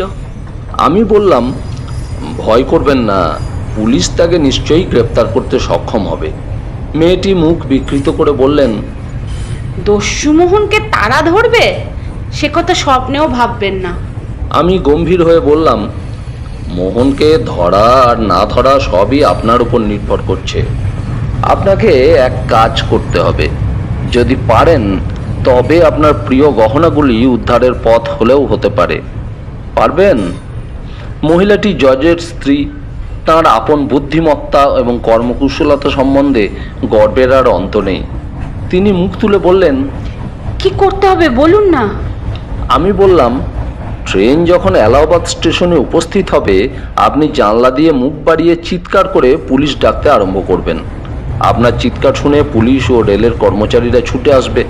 তখন তাদের আপনি যা যা দেখেছেন সব বলবেন। বেশি কথা বলতে যাবেন না, সময় নষ্ট হবে তাতে। সামান্য কথায় দস্যু আমাকে কেমন করে আক্রমণ করলো, আমাকে বেঁধে রাখলো, তারপর আপনার গহনা এবং আমার টাকা সব লুট করে নিল, বেশ অল্প কথায় তাদের বুঝিয়ে দেবেন। তার আকৃতির বিবরণ দেবেন। বলবেন তার হাতে একটা নরম টুপি, একটা ছাতা আর একটা ধূসর বর্ণের ওভারকোট গায়ে আছে। মেয়েটি প্রতিবাদ করে বলল, ওভারকোটটা আপনার, সে চুরি করেছে। আমার? না না, আমার নয়, তারই। আপনি দেখতে ভুল করেছেন। আমি প্রতিবাদ করলুম। মেয়েটি চিন্তিত মুখে বললেন, কিন্তু আমার যেন মনে পড়ছে তার গায়ে কোনো ওভারকোট ছিল না। ওটা নিশ্চয়ই আপনার, আপনি ভেবে দেখুন। আমি হতাশ হয়ে বললুম, কি মুশকিল, আমার জিনিস আমি চিনি না আর আমার জিনিস চোরের বলে চালিয়ে দেব? আপনি মাথা ঠিক করুন, আমি যা বলি মন দিয়ে শুনুন, নইলে সব গোলমাল করে ফেলবেন। তাহলে আপনার শখের গহনাও উদ্ধার হবে না, চোরও ধরা পড়বে না, আর আমারও সর্বস্ব যাবে। মেয়েটি অপ্রতিভ হয়ে বললেন, হ্যাঁ হ্যাঁ, বুঝেছি বুঝেছি, আমি তখন ভালো করে দেখিনি মনে হয়। এখন মনে পড়ছে ওভারকোটটা তারই হবে। এখন শীঘ্র বলুন তো আর কি কি বলতে হবে? মেল প্রায় চলে এসেছে। আমি উৎসাহ সহকারে বললাম, বেশ ধূসর বর্ণের ওভারকোট গায়ে, আপনার ছাতা হাতে। হ্যাঁ, আর দেখবেন যেন ধূসর বর্ণের ওভারকোটটা বলতে ভুলবেন না, সেইটাই হচ্ছে আসল কথা দস্যুকে চিনে বার করতে। তারপর আপনার নাম ও পরিচয় প্রথমেই দেবেন। আপনার স্বামী যে জজ সে কথা বলতে যেন ভুলবেন না, কারণ আপনার স্বামীর যা পদমর্যাদা পুলিশ শুনলে আর এ কাজে গাফিলতি দেখাতে পারবে না। বুঝেছেন তো? মেয়েটি বলল, নিশ্চয় বুঝেছি। আমি প্রথমেই বলবো আমি হাইকোর্টের জজের স্ত্রী। তাছাড়া এখানে পুলিশ কমিশনার আমাকে চেনেন। সেবারে তিনি যখন একটা আমি বাধা দিয়ে বললুম, আরে ওসব কথা পরে শুনবো, এখন শুনুন, ট্রেন এসে পড়লো এদিকে। আমি চিৎকার করে প্রত্যেকটি শব্দের উপর জোর দিয়ে বলতে লাগলুম, শুনুন, বলবেন আমার নাম মিস্টার BL হালদার, আমি একজন বাংলার ডেপুটি ম্যাজিস্ট্রেট। যদি প্রয়োজন হয় বলবেন আপনার সঙ্গে আমার পরিচয় আছে, তাতে অনেক সময় বাঁচবে, কারণ যত সংক্ষেপে এসব কাজ শেষ করে দস্যুর পিছনে ছুটতে পারা যায় ততই আমাদের পক্ষে মঙ্গল। হ্যাঁ শুনুন, বলবেন যে আমি মিস্টার হালদার, আপনার স্বামীর বন্ধু, বুঝেছেন? তাতে কিছু অনিষ্ট হবে না, অথচ সময় বাঁচবে। আসল কথা দস্যুর গ্রেপ্তার আর আপনার হীরের গহনা উদ্ধার, বুঝেছেন? জজ গৃহিণী উৎসাহ সহকারে বলল, নিশ্চয়ই বুঝেছি। আমাকে আর অমন করে পাখি পড়াতে হবে না। আমি বলবো আপনি মিস্টার হালদার, ম্যাজিস্ট্রেট, আমার স্বামীর অন্তরঙ্গ বন্ধু। কেমন, এই কথা তো? আরও বলবো যে দস্যু মোহনের গায়ে ধূসর রঙের ওভারকোট আছে, এই তো? চমৎকার, আমি বললুম। মহিলাটির দিকে আমি সপ্রশংস দৃষ্টিতে চেয়ে পুনরায় বললুম, এইবার ট্রেন প্ল্যাটফর্মে প্রবেশ করছে, আপনি প্রস্তুত হয়ে নিন। ধূসর বর্ণের ওভারকোট এবং আমার নাম মিস্টার হালদার, আপনার স্বামীর বিশেষ বন্ধু, আপনার পরিচিত আমি, বুঝেছেন? আর বলবার প্রয়োজন ছিল না। যে মুহূর্তে ট্রেন গতিবেগ হ্রাস করে প্ল্যাটফর্মে প্রবেশ করতে আরম্ভ করলো, জজ গৃহিণী জানলা দিয়ে মাথা গলিয়ে চিৎকার করতে আরম্ভ করলেন। মেল থামতে না থামতে একজন ভদ্রলোক লাফিয়ে আমাদের কামরায় প্রবেশ করলেন ও তার পিছনে বহু ব্যক্তি প্রবেশ করলেন। সকলকেই পুলিশের লোক বলে মনে হলো। এইবার সন্ধিক্ষণ উপস্থিত হলো। মহিলাটি ক্রন্দনজড়িত ভাঙা ভাঙা শব্দে বলতে আরম্ভ করলেন, দস্যু মোহন আমাদের আক্রমণ করেছিল। আমি হচ্ছি মিসেস লীলা মিত্র, হাইকোর্টের জজের স্ত্রী। এই যে মিস্টার কমিশনার, আমাদের সর্বনাশ হয়ে গেছে। এই যে আমার ছোট ভাইও আমাকে নিতে এসেছে। বলে তিনি একটি কিশোরকে, যে ছেলেটি কমিশনারের সঙ্গে কামরায় উঠেছিল, কাছে টেনে নিলেন এবং পুনরায় কাঁদতে আরম্ভ করলেন। হ্যাঁ, কি বলছিল? দস্যু মোহনের কথা। সে এই ভদ্রলোক যখন ঘুমোচ্ছিলেন ওকে আক্রমণ করে মেরে ফেলছিল আর কি। ইনি আমার স্বামীর বিশেষ বন্ধু, ম্যাজিস্ট্রেট মিস্টার হালদার। কমিশনার জজ গৃহিণীকে অভিবাদন করে বললেন, কিন্তু কোথায় দস্যুমোহন? সে প্রয়াগের পরেই ট্রেন থেকে লাফিয়ে পালিয়ে গেছে। মহিলাটি বললেন। কমিশনার গম্ভীর কণ্ঠে জিজ্ঞেস করলেন, সে যে দস্যু মোহন আপনি কি নিশ্চিত রূপে জানেন? মহিলাটি যেন আকাশ থেকে পড়লেন। বলেন কি? আমি কি তাকে চিনি না? যে মুহূর্তে আমি তাকে দেখেছি চিনতে পেরেছি। তাছাড়া তাকে মোগলসরায়ে একটি কেরানি চিনতে পেরেছিল। তার মাথায় একটা নরম টুপি। না, শক্ত ফেল্ট হ্যাট, ওই ভদ্রলোকের মতো। কমিশনার আমার টুপির দিকে চেয়ে নির্দেশ করলেন। মহিলা প্রতিবাদ করে বললেন, না না, শক্ত নয়, নরম নরম। আমি আবার টুপি চিনি না। যখন বিলাতে ছিলুম তখন, হ্যাঁ যা বলছিলুম, নরম টুপি আর ধূসর বর্ণের ওভারকোট গায়ে। হ্যাঁ ঠিক বলেছেন। কমিশনার অস্ফুট কণ্ঠে বললেন, টেলিফোনে সংবাদ পেলুম ধূসর বর্ণের ওভারকোট আর লাল রঙের ভেলভেট কলার তার পরিধানে ছিল। লাল রঙের ভেলভেট কলার তো? হ্যাঁ, তাহলেই ঠিকই হয়েছে। মহিলাটি সোল্লাসে ঘোষণা করলেন। আমার নিঃশ্বাস প্রশ্বাস সহজ হয়ে এলো। ভাবলুম, মহিলাটির ঋণ আমি জীবনে শোধ করতে পারবো না। এমনভাবে বন্ধুর মতো কয়জনে করতে পারে? ইতিমধ্যে পুলিশ অফিসাররা আমার বন্ধন খুলে দিয়েছিল। আমি দাঁত দিয়ে ঠোঁট দুটো এমন ভীষণ জোরে চেপে ধরলুম যে রক্ত বার হলো। আমি মুখে হাত বুলোতে বুলোতে কুঁজো হয়ে কোনো রকমে দাঁড়াবার বারবার চেষ্টা করে এবং অক্ষম হবার ভান দেখিয়ে বললুম, স্যার, সেই দস্যুটা যে মোহন তাতে আমার কিছুমাত্র সন্দেহ নেই। আপনি তাকে এখনই ধরতে পারেন যদি তাড়াতাড়ি কাজ আরম্ভ করেন। তাছাড়া আমিও আপনাকে এ বিষয়ে সাহায্য করতে সক্ষম হব বলে আমার বিশ্বাস। যে কামরায় আমরা ছিলুম তা পুলিশের দ্বারা পরীক্ষা করার প্রয়োজন হওয়ায় মেল ওই কক্ষটাকে কেটে রেখে চলে গেল। আমরা পুলিশ কমিশনারের সঙ্গে স্টেশন মাস্টারের অফিসের মধ্যে গমন করলুম। প্ল্যাটফর্ম লোকারণ্য হয়ে গিয়েছিল। আমার মন দ্বিধা জড়িত হয়ে উঠল। আমি ভাবলাম, যে কোনো অজুহাতে আমার এখন সরে পড়াই উচিত। আমার পূর্বে পাঠানো মোটর কার নিশ্চয়ই আমার জন্য অপেক্ষা করছে। একবার এখান থেকে বের হতে পারলে আমাকে পায় কে? কিন্তু কী উপায়ে? ইতিমধ্যে যদি কলকাতা থেকে কোনো টেলিগ্রাম এসে পড়ে আমার বর্ণনা দিয়ে, আমার ছদ্মবেশী ম্যাজিস্ট্রেটের পরিচয় দিয়ে, তাহলেই আমি গেছি একেবারে।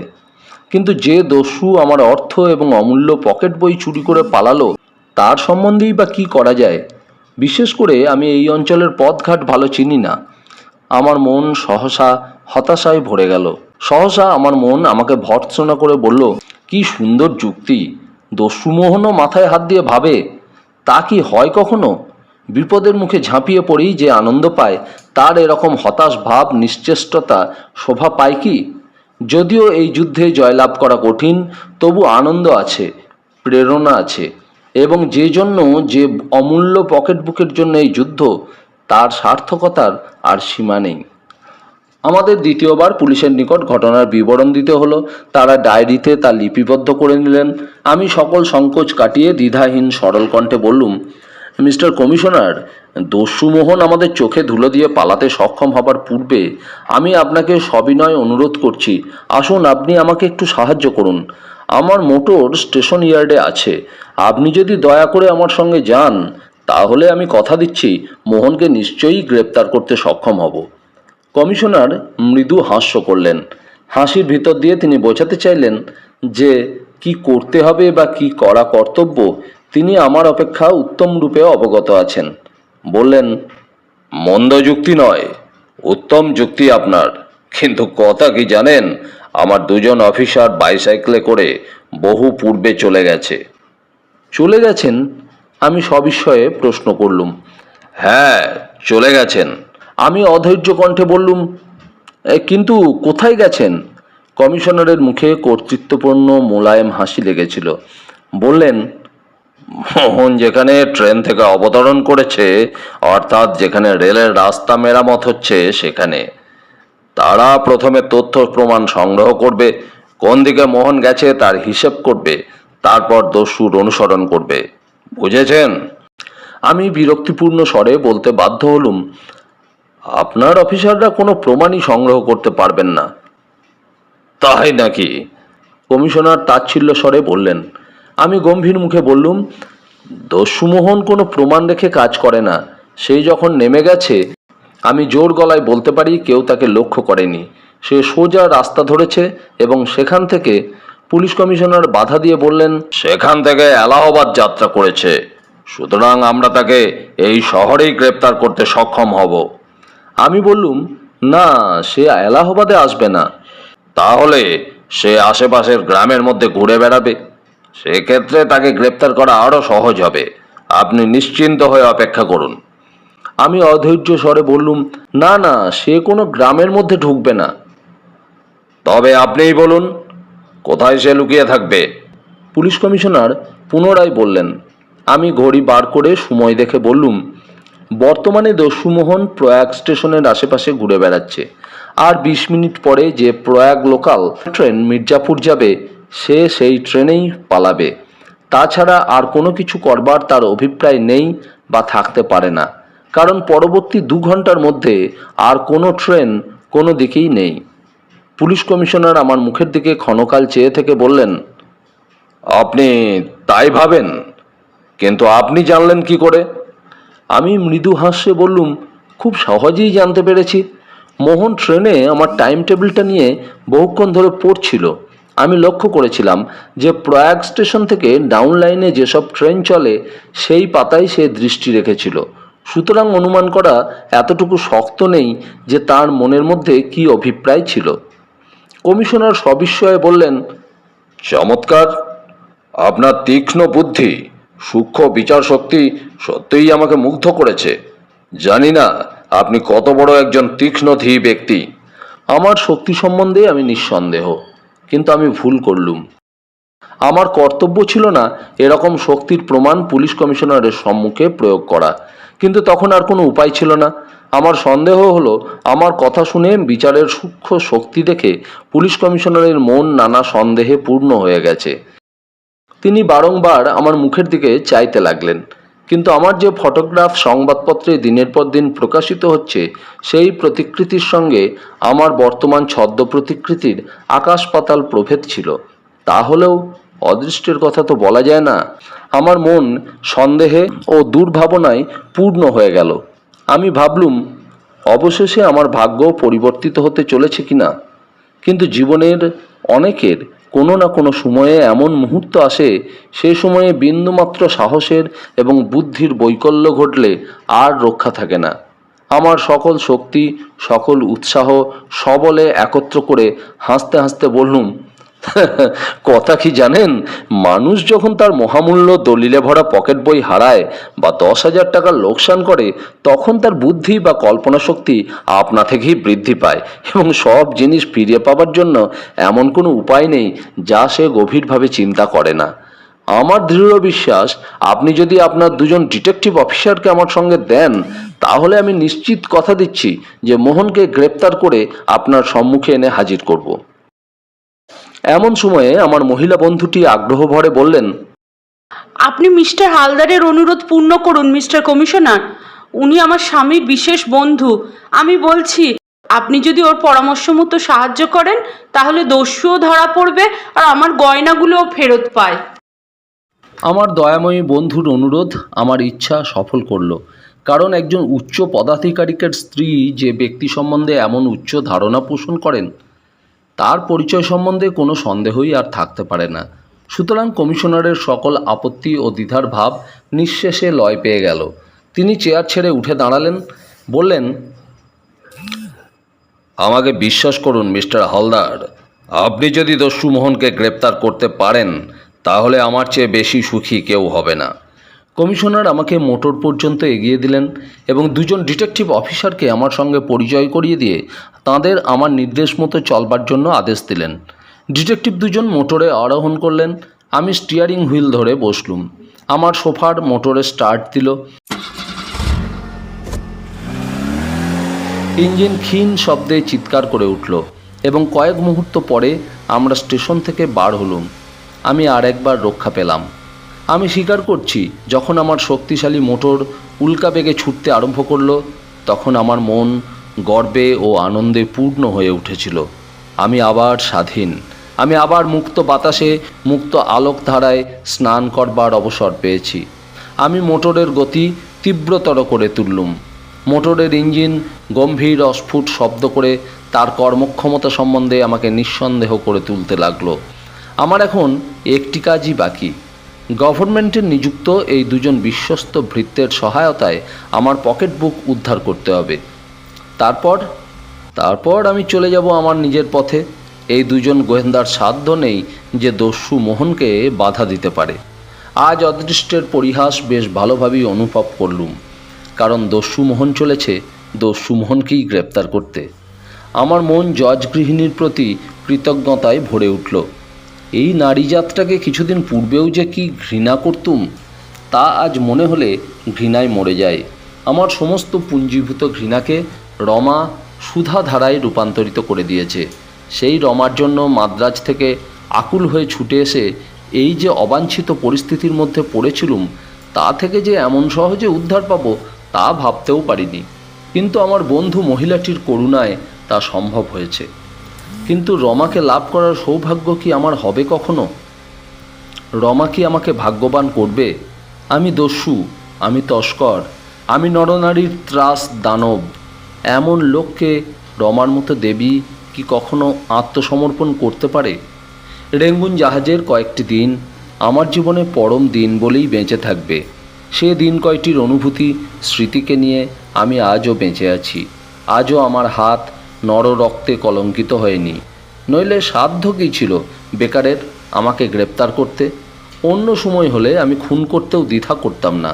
কিন্তু রমাই আমার জীবনের গতি ফিরিয়ে দিয়েছে। এমন সময়ে একজন ডিটেকটিভ চিৎকার করে বললেন, বাঁদিকে চলুন। আমি দ্রুত বেগে মোটরের গতি কমিয়ে দিয়ে মোড় ঘুরলুম। পরে পিছন দিকে ঈষৎ ঘাড় বাঁকিয়ে ধন্যবাদ দিলুম। আমি ভাবলুম, এই দুজন আইনের প্রতিনিধির সাহায্য আমি যদি না পেতাম, তাহলে আমার এতক্ষণ কী দশা হতো। আমাকে সন্দেহ করে যদি কলকাতায় টেলিগ্রাম করে মিস্টার বেকারকে এরা আনতো, তাহলে আজ আমার মন এই আনন্দে পূর্ণ হবার অবকাশ পেত কি? আমি মনে মনে ডিটেকটিভ দুজনের দীর্ঘ পরমায়ু ও উন্নতি কামনা করলাম। কিন্তু এখনও অনেক কাজ বাকি। প্রথমে এদের সাহায্যে দস্যুটাকে গ্রেপ্তার করতে হবে, পরে আমার কাগজপত্র এদের অজ্ঞাতসারে পকেটে পুঁততে হবে। আমি কোনোক্রমেই দুজন ডিটেকটিভকে আমার পকেট বুকে কী আছে দেখতে দিতে পারি না কিছুতেই। তাহলে আমার সকল আশা শ্রম পণ্ড হবে। আমার চিন্তা হলো কী উপায়ে এদের দুজনের সাহায্য নেওয়া যায়, আবার একা একাও স্বাধীনভাবে কাজটুকু শেষ করা যায়। কিন্তু সেরকম হওয়া একরকম অসম্ভব বলেই আমার ধারণা হলো। আমরা যখন প্রয়াগ স্টেশনে উপস্থিত হলাম, তখন যে লোকাল ট্রেন ধরবার জন্য ঘন্টায় আমরা প্রায় 50 মাইল বেগে ছুটে আসছিলাম, সেই ট্রেন মাত্র 2 মিনিট পূর্বে স্টেশন ত্যাগ করে গেছে। অনুসন্ধানে এও জানা গেল যে একজন ধূসর বর্ণের ওভারকোট গায়ে ভদ্রলোক সেই গাড়িতে দ্বিতীয় শ্রেণীর আরোহী হয়ে গমন করেছেন। আমার অনুমান সত্য হলো দেখে আনন্দও যত হলো, এই ভেবে দুঃখও তত হলো যে কমিশনারকে বোঝাতে যদি অত্যধিক সময় না লাগতো, মাত্র 2 মিনিট পূর্বে যদি এখানে উপস্থিত হতে পারতাম, তাহলে এই মনস্তাপ ভোগ করতে হতো না। যা হোক, একজন ডিটেকটিভ বললেন, এখান থেকে পরবর্তী স্টেশন যেখানে লোকাল থামবে তা প্রায় 10 মাইল পথ। আমরা যদি 15 মিনিটে এই পথটুকু অতিক্রম করতে পারি, তবে লোকালের সঙ্গে পরবর্তী স্টেশনে দেখা হবে। আমি উৎফুল্ল হয়ে বললুম, উত্তম, আপনারা গাড়িতে উঠুন, আমি দেখছি দস্যু মোহন এবার কেমন করে হাত ছাড়া হয়। ঘন্টায় 60 মাইল বেগে মোটর ছেড়ে দিলাম।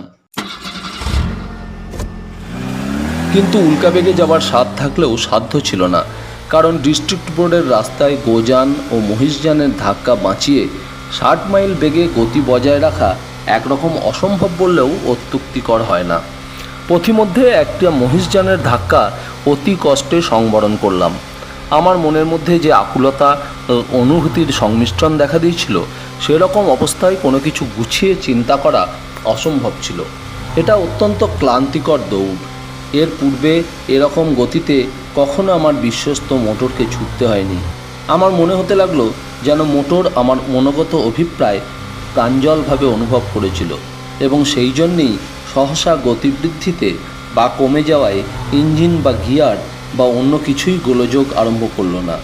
মোটর যেন আমার অটুট একাগ্রতা উপলব্ধি করেছিল। সে যেন দস্যুর সঙ্গে আমার ভীষণ শত্রুতার বিষয় সম্যকরূপে বুঝতে পেরেছিল। যেন সে বলবার প্রয়াস পাচ্ছিল, দস্যু মোহন স্কাউন্ড্রেল, বদমাশ, মানবতার শত্রু, তাকে গ্রেপ্তার করতেই হবে। আমি কি তাকে ধরতে পারবো না, অথবা সে আবার আইনকে ফাঁকি দেবে? একজন ডিটেকটিভ পিছন থেকে পথ নির্দেশ করছিল। রাইট, লেফট, নাক বরাবর, সোজা, রাইট। আমরা হু হু শব্দে অগ্রসর হতে লাগলাম। মাইলের পর মাইল পাথর চিহ্ন চোখের সম্মুখে আসতে না আসতে আবার অন্য মাইলের চিহ্ন অতিক্রম করতে লাগলাম। তারা যেন পিছন দিকে উড়ে যেতে লাগলো। সহসা একটা রাস্তার মোড় ঘুরেই প্রয়াগ লোকালকে দেখতে পেলাম। মাত্র আধ মাইল পরে স্টেশন। এই পথটুকু ট্রেন ও মোটরকারের মধ্যে প্রতিদ্বন্দ্বিতা শুরু হলো। মাত্র কয়েক সেকেন্ডের মধ্যে আমরা স্টেশনে উপস্থিত হলুম। মোটর থামতে না থামতে আমরা তিনজনে লাফিয়ে মোটর থেকে বার হলুম এবং লাফাতে লাফাতে প্ল্যাটফর্মে উপস্থিত হতেই ট্রেন এসে দাঁড়ালো। আমরা শীঘ্র দ্বিতীয় শ্রেণীর কামরার নিকট উপস্থিত হয়ে দ্বার খুলে দাঁড়ালাম। কয়েকজন আরোহী নেমে এলো, কিন্তু আমাদের চোর কামরার মধ্যে নেই। দ্বিতীয় শ্রেণীর মাত্র একখানি কামরা ওই ট্রেনে ছিল। আমরা অভিনিবেশ সহকারে পরীক্ষা করলুম, কিন্তু সেই দস্যু সে নেই। সর্বনাশ! আমি চিৎকার করে উঠলাম। সে নিশ্চয়ই আমাকে মোটরে দেখে চিনতে পেরেছিল। আমরা যখন ট্রেনের পাশাপাশি ছুটছিলাম, তখন সে নিশ্চয়ই আমাদের চিনতে পেরেছিল এবং ট্রেন থেকে লাফ দিয়ে বার হয়ে গেছে। ট্রেনের গার্ড আমার কথা সমর্থন করে বললেন, তিনি একটা লোককে রেল লাইনের বাঁধ থেকে নিচে নেমে যেতে দেখেছিলেন। তিনি আরও বললেন, সে স্থান বেশি দূর হবে না, এখান থেকে আন্দাজ 200 গজ আগে লোকটা নেমে গেছে। আমি চতুর্দিকে চাইতে চাইতে সহসা আনন্দে চিৎকার করে উঠলুম, দেখুন, ওই সে যাচ্ছে, লেভেল ক্রসিং পার হচ্ছে। আমি ঊর্ধ্বশ্বাসে ছুটতে আরম্ভ করলাম। আমার পিছনে ডিটেকটিভ দুজন ছুটতে লাগলেন। একজন ডিটেকটিভ হরিণের মতো দ্রুত পদে আমাদের দুজনকে পিছনে ফেলে অগ্রসর হয়ে গেলেন। আমরা তাঁর সঙ্গে সমান বেগে ছুটতে পারলাম না। সহসা আমাদের বন্ধু দস্যু অগ্রগামী ডিটেকটিভকে দেখতে পেয়ে এক লাফে একটা ঝোপ পার হয়ে নিচের দিকে তরতর করে নেমে গিয়ে সম্মুখের জঙ্গলের মধ্যে প্রবেশ করলো। যখন আমরা জঙ্গলের নিকট উপস্থিত হলুম, আমরা দেখলুম অপর ডিটেকটিভ আমাদের জন্য অপেক্ষা করছেন। তিনি বললেন, আমাদের সঙ্গে পাছে ছাড়াছাড়ি হয়ে যায় সেই ভয়ে তিনি জঙ্গলের মধ্যে দস্যুর পিছন ধাওয়া করেননি। আমি খুশি হয়ে বললাম, আপনি বিশেষ বিবেচকের মতোই কাজ করেছেন। আমাদের বন্ধু নিশ্চয়ই ছোটাছুটির পর হাঁপিয়ে উঠেছিল। বেশি দূর আর অগ্রসর হবার শক্তি তার নেই। এখন আমরা তাকে গ্রেপ্তার করতে সক্ষম হব। আমি জঙ্গলের উপকণ্ঠ পরীক্ষা করলুম এবং গভীরভাবে চিন্তা করতে লাগলুম কী উপায়ে আমি একাকী দস্যুকে গ্রেপ্তার করতে পারি। কারণ আমার পকেট বুক যদি পুলিশের হাতে পড়ে তাহলে আর আমার রক্ষা থাকবে না।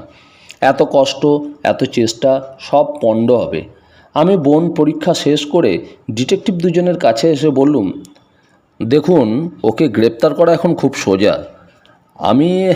আমি একজন ডিটেকটিভের দিকে চেয়ে বললাম, বাম দিকে ওই পথ অবরোধ করে দাঁড়ান, আর আপনি ডান দিকের ওই পথ অবরোধ করুন। দুজন ডিটেকটিভকে বললাম, তাহলে এখান থেকে দুজনে সমস্ত বনের দুধার স্পষ্টভাবে দেখতে পাবেন এবং দস্যু যদি বন থেকে বার হয়ে পড়ে তাহলে আপনাদের তাহলে ধরতেও পারবেন। যদি সে সহজে বাইরে না আসে তাই আমি ভিতরে চললুম। সুতরাং আপনাদের এখন কিছুই করতে হবে না, শুধু সতর্ক দৃষ্টি রেখে অপেক্ষা করুন। হ্যাঁ, আমি বলতে ভুলে গেছি, যদি আমি বিপদে পড়ি তাহলে রিভলভারের আওয়াজ করব এবং তা শুনতে পেলেই আপনারা দ্রুত ভিতরে প্রবেশ করে আমাকে সাহায্য করবেন। বুঝেছেন? উভয় ডিটেকটিভই আমার নির্দেশিত স্থানে গিয়ে দাঁড়ালেন। যেমন তাঁরা আমার দৃষ্টিপথের বাইরে চলে গেলেন, আমি জঙ্গলের মধ্যে প্রবেশ করলুম। আমি অত্যন্ত সতর্কতার সঙ্গে অতি নিঃশব্দে ধীরে ধীরে পথ চলতে লাগলাম।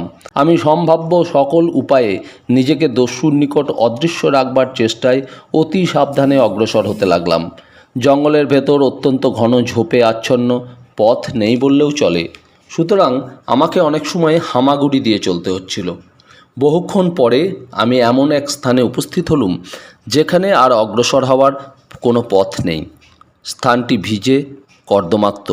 আমি মাটির ওপর দৃষ্টি ফেলতেই জুতোর দাগ দেখতে পেয়ে এই ভেবে নিঃসন্দেহ হলুম যে আমি ঠিক পথেই চলেছি। আমি তখন পদচিহ্ন লক্ষ্য করে বাম দিকে অগ্রসর হতে লাগলুম। কিছু দূর গিয়ে অদূরে একটা ভাঙা দালান দেখতে পেয়ে ঝোপের মধ্যে আত্মগোপন করে ভাবলুম, দস্যু নিশ্চয়ই ভাঙা দালান বাড়ি নিরাপদ ভেবে আশ্রয় গ্রহণ করেছে। আমি কিছু সময় দস্যুর গতিবিধি জানবার জন্য নীরবে অপেক্ষা করে রইলুম, কিন্তু কোনো দিকেই কোনো শব্দ শুনতে না পেয়ে অতি ধীরে ধীরে হামাগুড়ি দিতে দিতে অগ্রসর হতে লাগলুম। সে এক ভীষণ উত্তেজক মুহূর্ত। আমি বিশেষরূপে অবগত ছিলুম দস্যু সশস্ত্র এবং সে যে মরিয়া হয়ে এবার আক্রমণ করবে সে বিষয়েও আমার বিন্দুমাত্র সন্দেহ ছিল না। এরকম পরিস্থিতিতে খুব সাবধানে এবং বিবেচনা সহকারে কাজ না করলে যে বিফল হতে হবে তা আমার বিশেষরূপেই জানা ছিল। সবার উপর বাইরে দুজন আইনের প্রতিনিধি দস্যু মোহনকে গ্রেপ্তার করার জন্য দৃঢ় প্রতিজ্ঞ হয়ে অপেক্ষা করছে। আমাকে নিঃশব্দে কার্য উদ্ধার করে নিঃশব্দে সরে পড়তে হবে। সময় অল্প, কিন্তু দায়িত্ব কি ভয়ঙ্কর ভেবে সত্যি বলতে কি আমার মন নিরুৎসাহিত হয়ে উঠল। জীবনে অনেক সময় অনেক বিপদে পড়েছি, কিন্তু বিপদ এক জিনিস আর সমস্যা অন্য। বিপদের সময় মানুষ মরিয়া হয়ে আত্মরক্ষা করতে পারে, কিন্তু সমস্যা সমাধানে যে স্থির ও শান্ত মস্তিষ্ক আবশ্যক, বর্তমান ক্ষেত্রে আমার তারই একান্ত অভাব ছিল।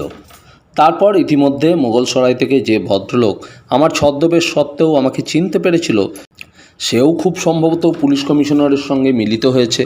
কে বলতে পারে, কমিশনারের মুখে আমার ইতিহাস ও বর্ণনা শুনে এবং যদি জজ সাহেবও তাঁর পত্নীর বার্তা অবগত হয়ে ছুটে এসে থাকেন, আমার বন্ধুত্ব একেবারে অস্বীকার করেন এবং এই উভয়বিধ ঘটনার সংমিশ্রণে যে ফলবার সম্ভাবনা তারই জের নিয়ে কমিশনার সাহেব দলবল সমেত আমার উদ্দেশ্যে যাত্রা করে থাকেন, তবে আমার অবস্থাটা যে কি দাঁড়াবে ভেবে আমার সমস্ত বুদ্ধি ও শক্তি লয় পাবার উপক্রম হলো। যে দস্যুমোহন ইহার অপেক্ষা শতগুণে বেশি শক্তিশালী প্রতিপক্ষের সম্মুখীন হয়েও তিলমাত্র দমে যায়নি, উপরন্তু হাস্যমুখে প্রতিদ্বন্দ্বিতায় আহ্বান করেছে, সেই দস্যুমোহনকে একটা তুচ্ছ পিপীলিকাসম জেল কয়েদি ছিঁচকে চোর যে এমনভাবে অপদস্থ ও সমস্যায় জড়িত করতে সক্ষম হবে, কখনো কি স্বপ্নেও কল্পনা করেছি আমি? আমার মাথায় এইসব চিন্তা মুহূর্তের ভেতর বায়োস্কোপের ছবির মতো উদয় হয়ে বিদ্যুৎ গতিতে লয় পেতে আরম্ভ করলো। আমি হামাগুড়ি দিয়ে আরও কিছুটা অগ্রসর হতেই একটা শব্দ শুনতে পেলুম। আমার মন আনন্দে নৃত্য করে উঠল। আমি ধীরে ধীরে পুনরায় অগ্রসর হতেই দস্যুকে দৃষ্টিসীমার মধ্যে দেখতে পেয়ে আমার যে কী আনন্দ হলো তা প্রকাশ করে বলা দুষ্কর ব্যাপার। আমি দেখলাম দস্যু আমার দিকে পিছন ফিরে বিপরীত দিকে মুখ করে বসে আছে। মাত্র কয়েক মুহূর্তের চিন্তা, তারপরই আমি মন স্থির করে ফেললাম। আমি দুই লাফে একেবারে তার ঘাড়ের ওপর ঝাঁপিয়ে পড়লাম। সে এই রকম অতর্কিতভাবে আক্রান্ত হয়ে তার হাতের রিভলভারটা আমার ওপর তাক করবার চেষ্টা করলো। আমি তাকে সে সুযোগ থেকে চিরতরে বঞ্চিত করলাম এবং তাকে এমন প্যাঁচ কষে মাটির ওপর চিৎ করে ফেললাম যে তার দুটি হাত পিছ মোড়া হয়ে তার দেহের চাপে মাটির সঙ্গে আটকে গেল। তারপর তার বুকের ওপর হাঁটু গেড়ে বসে দস্যুর মুখের দিকে চেয়ে বললাম, পুরাতন বন্ধু, এইবার আমার কথা মন দিয়ে শোনো। আমি দস্যুমোহন। আমাকে এই মুহূর্তে আমার পকেট বই আর মহিলাটির ব্যাগ ফেরত দিতে হবে। যদি ভালোভাবে সম্মত হও তাহলে তোমাকে আমি পুলিশের হাত থেকে বাঁচাবো। এমনকি আমার সহকারীদের মধ্যেও তোমাকে একজন গণ্য করব। রাজি আছো কি না? হ্যাঁ, রাজি, দস্যু বিড়বিড় করে বললে। উত্তম, আমি স্বীকার করছি তোমার আজকের কাজ খুব সন্তোষজনক হয়েছিল। আমি খুশি হয়েছি। আমরা পরস্পর বন্ধু হব। বলে আমি তার বক্ষ থেকে উঠে দাঁড়ালাম। সহসা দস্যু পকেট থেকে একটা ছোরা বার করে আমাকে আক্রমণ করতে উদ্যত হলো। ওরে গাধা, ওরে বিশ্বাসঘাতক, আমি চিৎকার করে উঠলাম। তারপর এক হাতে তার আক্রমণ প্রতিরোধ করে অন্য হাতে কানের নিচে এমন এক ঘুষি বসালাম যে সে বাপরে বলে মাটির ওপর লুটিয়ে পড়ে অজ্ঞান হয়ে গেল। দস্যু মোহনের সঙ্গে বিশ্বাসঘাতকতা? হতভাগা বুঝল না যে কার সঙ্গে চালাকি করতে গিয়েছিল। সে যদি আমার কথা মতো কাজ করত, সত্যি বলতে কি তার মতো শক্তিমান, বুদ্ধিমান, সাহসী সহকর্মী পেয়ে আমি অত্যন্ত আনন্দিত হতাম। তার ভবিষ্যৎ উজ্জ্বল হয়ে উঠত। যাক, দস্যুটার পকেটে আমার পকেট বই পাওয়া গেল। পকেট বইয়ের ভেতরের আমার দলিলপত্র এবং 10,000 টাকার নোটও পাওয়া গেল। আমি ঔৎসুক্যের বশবর্তী হয়ে তার পকেট বইখানাও বের করে নিলাম। একখানা ঠিকানা লেখা খামে দেখলাম তার নাম রামদিন চৌবে। আমি চমকিত হয়ে উঠলাম। রামদিন চৌবে, যে কিছুদিন আগে বেনারসে এক জমিদারকে খুন করে পালিয়ে বেড়াচ্ছিল, যে 3 মাস পূর্বে ট্রেনে এক মহিলা ও তার 2 পুত্রকে হত্যা করে সর্বস্ব লুণ্ঠন করেছিল, যে রামদিন হাজারিবাগের জেল ওয়ার্ডারকে খুন করে জেলের পাঁচিল টপকে সেই যে পলায়ন করেছিল, আজ পর্যন্ত পুলিশের সকল প্রচেষ্টা বিফল করে দূরে দূরে থাকতে সক্ষম হয়েছে। আমি উত্তম রূপে তার মুখ পরীক্ষা করলাম। আমার আর কোনো সন্দেহই রইল না। হ্যাঁ, এই জন্যই এই মুখ কিছু সময় পূর্বে রেলের কামরায় দেখে আমার মনে সন্দেহ জেগেছিল যে কোথায় এ মুখ আমি দেখেছি, কিন্তু স্মরণ করতে পারিনি কোথাও দেখেছিলুম বলে। এদিকে সময় বয়ে যাচ্ছে। আমি 200 টাকার নোট একটা খামের মধ্যে বন্ধ করে আমার নাম ছাপা কার্ডে নিম্নলিখিত কথাগুলি লিখে রেখে দিলাম। দস্যু মোহন তার 2 জন প্রিয় সহকারী ডিটেকটিভকে এই সামান্য অর্থ গ্রহণ করবার জন্য বিশেষ অনুরোধ জানিয়ে অসংখ্য ধন্যবাদের সঙ্গে রেখে গেল। খাম ও কার্ডখানি এমন এক স্থানে রেখে দিলাম যে তাদের এখানে আসবা মাত্র যেন নজরে পড়ে। আমার দয়ালু বন্ধু মহিলাটির ব্যাগও সেখানে রেখে দিলাম। কিন্তু স্বীকার করতে আমার লজ্জা নেই যে মূল্যবান জিনিসগুলি, যেগুলি আমি নেবার উপযুক্ত ভাবলাম, সেগুলি ব্যাগ থেকে বের করে নিলাম। কিন্তু নেব না কেন? মহিলাটির স্বামী যে চাকরি করেন তিনি আমার শত্রুর মধ্যে গণ্য। সুতরাং শত্রুকে ক্ষতিগ্রস্ত করার লোভ সংবরণ করা আমার পক্ষে একান্ত দুরূহ ব্যাপার। তারপর যখন সব কিছু রাখা হলো ও যা নেবার নেওয়া হলো, তখন আমি লোকটার দিকে চেয়ে দেখলাম তার জ্ঞান ফিরে আসছে। সে ধীরে ধীরে নাড়াচাড়া আরম্ভ করেছে। এখন আমার কর্তব্য কি? আমি তাকে পুলিশের হাত থেকে বাঁচাতে পারি না বা তেমন লোককে বিশ্বাস করতেও পারি না। সুতরাং তার অদৃষ্টের উপর ফেলে রেখে তার রিভলভার পকেটে ভরে নিলাম এবং আমার রিভলভার আকাশের দিকে তাক করে দুবার ফাঁকা ফায়ার করলাম। এই শব্দ শুনেই যে ডিটেকটিভ দুজন ছুটে আসবে সে বিষয়ে আমার কোনো সন্দেহ ছিল না। ইতিমধ্যেই যদি দস্যুটা পালাতে সক্ষম হয় তো পালাবে, নয়তো ওর অদৃষ্টে যা আছে তা ভাববার আমার কোনো প্রয়োজন ছিল না, সুযোগও ছিল না। আমি জঙ্গলের বিপরীত দিকে প্রাণপণে ছুটতে লাগলাম। 20 মিনিট পর আমি আমার মোটরের নিকট উপস্থিত হলাম এবং শোফারকে মির্জাপুর অভিমুখে দ্রুত চালাতে আদেশ দিলাম। মোটর ছুটতে শুরু করলো। আমি ভাবতে লাগলাম এখন কি করা যায়। এ সময়ে এলাহাবাদে রমার আত্মীয়ের বাড়ি যাওয়া অত্যন্ত বিপদ আছে। তাছাড়া সংবাদপত্রে এইসব ব্যাপার নিয়ে দীর্ঘ আলোচনা শুরু হবে। পথে ঘাটে আমার চেহারার মতো লোকের জন্য পুলিশের নজর প্রখর হয়ে উঠবে। সেই রকম সম্ভাবনায় আমি কি শান্ত মনে সুস্থ চিত্তে রমার সঙ্গে দেখা করতে পারি না আলাপ করতে পারি? দেখছি আমার অদৃষ্ট আমাকে শান্তিতে রমার সান্নিধ্যে পরম শান্তিতে বাস করতে দেবে না। ঘটনাচক্রে রমা যে আত্মীয়ের বাড়িতে এলাহাবাদে এসেছে আমি তাঁর বন্ধু, অবশ্য অন্য নাম পরিচয়ে। তবু আমার মন এক্ষেত্রে এলাহাবাদ যাওয়া সমীচীন বিবেচনা করল না। এক সময় শোফার বলল, মির্জাপুর এসে গেছি বাবু, এবার কোথায় যাব? আমি ক্লান্ত স্বরে বললুম, টেলিগ্রাফ অফিসে। টেলিগ্রাফ অফিসে উপস্থিত হয়ে আমার বন্ধু ও রমার আত্মীয়কে তার পাঠিয়ে দিলুম। লিখলুম, পথিমধ্যে বিশেষ গুরুতর কাজে আটকে পড়েছি। এক্ষেত্রে নিমন্ত্রণ রক্ষা আমার পক্ষে সম্ভব হলো না, ক্ষমা করবেন। পরদিন সন্ধ্যার সময় কলকাতায় ফিরে এলাম। তারপর দিন প্রভাতে সংবাদপত্রে যে সংবাদটুকু বার হয়েছে তার সারমর্ম এই: প্রয়াগের নিকট দস্যু মোহন কয়েকটি নরহত্যাকারী ভীষণ দস্যু রামদিন চৌবেকে নানা ঘটনার ভেতর দিয়ে গ্রেপ্তার করাতে সক্ষম হয়েছে। ওই দস্যু মানব সমাজের শত্রু, বহুদিন পুলিশকে ফাঁকি দিয়ে ঘুরে বেড়াচ্ছিল। জাস্টিস মিত্রের পত্নীর ব্যাগ উদ্ধার করতেও মোহন সক্ষম হয়েছে এবং মাননীয় মহিলাকে প্রত্যর্পণ করেছে। দস্যু মোহন তার সহকারী রূপে যে দুজন ডিটেকটিভ কাজ করছিল তাদের উদার হস্তে পুরস্কৃত করেছে। দস্যু মোহন বলেই এরকম ভীষণ দস্যু গ্রেপ্তার হলো, নচেত কিছুতেই হতো না।